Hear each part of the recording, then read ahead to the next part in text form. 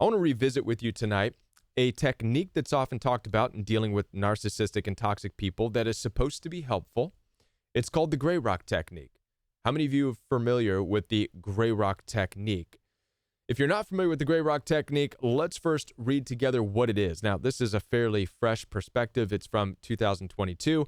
I haven't seen anything updated on the gray rock technique. That is until this video right now, because I am about to update it for you in a very helpful way. But let's read this together on what the gray rock method is. The gray rock method is a strategy for protecting yourself from abusive or toxic friends, partners, coworkers, or family members. So it's a strategy. The method theorizes. It's a theory, by the way. So it may not work for everybody. It's just a theory. But this method theorizes that when dealing with an emotionally abusive, toxic, or narcissistic person, withholding your reactions can put a stop to their behaviors. So essentially, withholding your reactions, withholding your emotions, withholding your response in a toxic situation, in theory, can put a stop to narcissistic behaviors. This, as of a couple years ago, is the freshest, most updated version of what the gray rock technique is. Now, right off the bat, I want to challenge you. Maybe some of you have gone gray rock. Maybe you haven't yet, but you're thinking about it. Can you foresee problems with this gray rock method? If you can, write it down in the comment section down below, because this method is not without its consequences that you need to be aware of. So in this video, I'm going to update the idea of the gray rock method. I'm going to update it with the consequences that you need to be aware of, but then I'm going to share with you the two circumstances in which going gray rock will be good for you, will be helpful. So let's get into this. My name is Kevin. This is The Royal We. Before we do talk about this, I want to let you know that I'm here to support you. Down in the description box below this video, you'll find access for one-on-one appointments with me. I do take telephone calls as well as video calls through Zoom, FaceTime, and WhatsApp. So if you're dealing with toxic family members, or maybe you have a narcissistic spouse, or toxic coworkers, or even toxic friends, and you're thinking about going gray rock, or you're looking for some way to stop the abuse, before you just go off and try gray rocking, before you even go no contact, it's good to have a coach. It's good to have somebody who knows what you've been through. Head on down there, schedule that one-on-one time with me so I can work with you through this. Also, I do have a coaching program. My coaching program is live and in person each and every day. So if you'd like to work with me in a more intimate setting within a group on a daily basis, consider joining the Roe Coaching Program. And if you get involved today, I will send you my custom finger painting artwork. That's right. I made this. It's the Royal We logo for 2024. I will send it to you so you can put it on your phone. It's a daily reminder that you are the Royal We, and you wear the scars as a witness in your life that you are the Royal We. Now, let's first talk about the problems with the gray rock method. Now, I want to ask you, what do you believe the consequences of this are? Hopefully, some of you have written this down in the comment section down below. Now, based on my own personal experience and the coaching experience that I have in dealing with people who have been in your place, I'm going to share with you the two common issues with the gray rock theory. Okay, issue number one is that when you are gray rocking, when you're withholding your emotions, you're withholding your responses, you're withholding, what are you really doing? Well, obviously, you're becoming a very inauthentic version of yourself.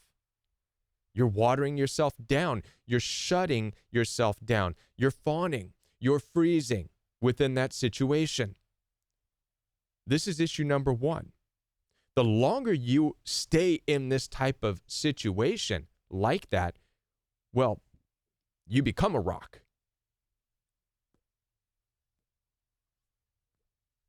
It's no longer just a tactic. It becomes you. You become a rock. You become a shell of your former self. In fact, I'm going to say this.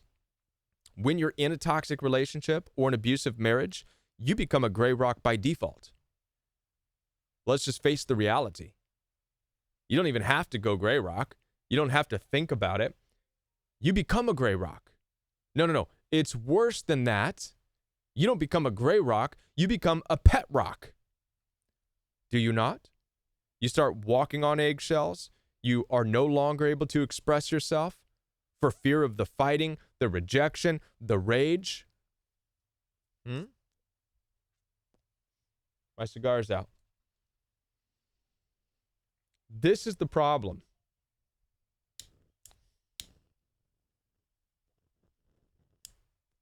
That's the problem. Number one is that you become just a shell of who you once were.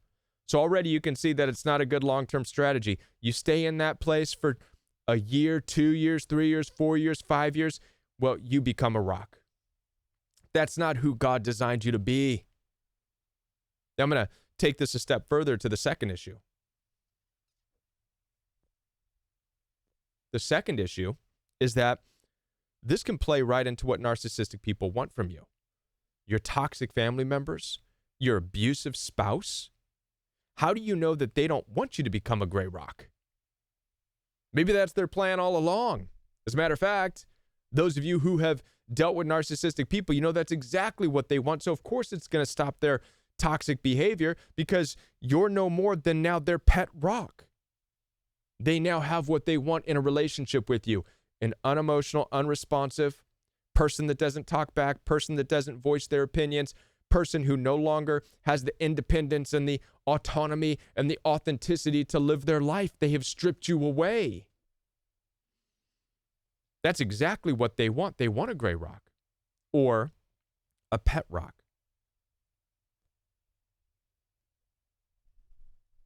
There's a point where gray rocking becomes you being a pet rock.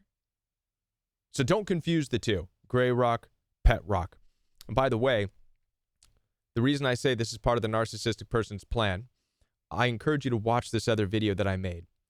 It's called What Narcissistic People Envy the Most. It's a powerful video, and I think you'll like it, not because I take my shirt off in it, because I do, but because I display and I talk about how narcissistic people strip you away of everything that you are out of envy. This is becoming that rock. It's becoming a gray rock. All right? So this is important. Now then, I want to share with you the 2 times, based on my experience and based on my coaching, where gray rocking actually will work for you. It's how I use the gray rock technique, and it's how I've coached other people to use the gray rock technique. The first instance or the circumstance where you can use the gray rock technique. Are you ready? Write this down. Number 1, while you are planning your escape. This is after you realize that the relationship is so toxic, you can no longer be yourself. In fact, you've already been gray rocking by default because you've been stripped away. But now you're at the place where you are shut down. Now you can shift into, okay, I'm going to go gray rock on purpose, but it's for the sake of me planning my escape. I'm leaving this toxic situation. I'm exiting this family. I am making my plans to move on. And in this situation, I'm not going to talk about my plans. I'm not going to talk about where I'm going. I'm not going to talk about what I'm doing. And you work, if you will, behind the scenes of the relationship to do what you have to do. Organize where you need to go, find a place to stay, contact the attorneys, whatever you have to do to get out of the toxic situation that you're in. And within that, you gray rock, meaning you're becoming non-responsive because you don't want to give up what you're doing. Now, the reason this is a good way to use the gray rock technique is because, well, number 1, you know, I'm not doing this for a long time. I'm actually planning my escape. So I have to gray rock. I have to become unresponsive. I have to become unemotional. I have to do whatever I can to distance myself from their rage, but it's short term because I'm going to be out of here in a month. Gray rock works good for that. In my own situation, when I was dealing with toxic, narcissistic in-laws, I was planning on how to distance myself from them even further. I was planning to move states away. And in that, I made sure that when I was around them, I was not offering up or talking about anything emotional or anything pertaining to what my plans were, none of that stuff. I was gray rocking because I knew where I'm going. I was no longer allowing myself to live in a place of being a pet rock. I foresaw that that's what was taking place in the toxic relationship, that I was becoming a pet rock. So I decided I'm going to gray rock, and it's going to be temporary. I'm not going to be their pet rock. I'm going to temporarily go gray rock while I plan my escape. So that's the first instance and the first circumstance where the gray rock technique can be helpful for you, is while you're planning your escape. Because you don't need to get wrapped up in more drama. You don't need to become emotional. You don't need to react to them. You don't need to do any of that stuff. You can be satisfied in the planning of you getting out. So gray rock can be effective. That's one circumstance. The second circumstance is, and I also do this as well, I do this in my own life, and I coach people to do this as well, and that is in the situation where you cross paths with toxic people that you've already gotten away from. You've already gone no contact. You've already distanced yourself. You've already moved far away, perhaps with family members or whatever, and maybe something happens. Maybe there's a funeral for somebody you care about. Maybe there's a party or a wedding or something comes up to where you are going to be in a situation where you will cross paths with toxic people that you worked hard to get away from. This is a situation where you can go into it saying, I will gray rock those particular people. Now, in this, it's important to understand that you're not gray rocking everybody. You can mingle and talk to and be authentic with and share openly about your life with the people who are healthy and who are safe for you. But in that situation, you will gray rock those who are unhealthy, those who have tried to tear you down, those who try to demean and devalue you and who will rage and who will cause problems and drama and conflict, and those especially who want to extract your personal information from you, what you're doing, where you're at, blah, blah, blah, because that's what narcissistic people like to do. They like to poke and prod and figure you out, what's going on. They're looking for that angle to try to ultimately bring you down. So in that situation, it makes sense to have the mentality of, I will go into that situation gray rocking those people. I will become unemotional, unresponsive. I will not engage with them. I'll say hi, because you can always be kind to people. Even the most narcissistic people, you can always walk by them and say, hi, okay, nice to see you, bye. That's it. And by the way, that does fall in the category of gray rocking. You're not responding to their negativity. You're just saying, hi, good to see you, okay, bye. However, the key here is the time frame. When you go back to mingle or cross paths with toxic people in your life, it's under the understanding that it's temporary. An hour, 2 hours. You can survive that, gray rocking. You can survive a couple hours of not being emotionally connected or responsive to toxic people. You can shut yourself off temporarily around these toxic family members or siblings or in-laws or whomever, just long enough to say hi, bye. And this is why it's effective in that. I've had to do this going back and visiting certain people.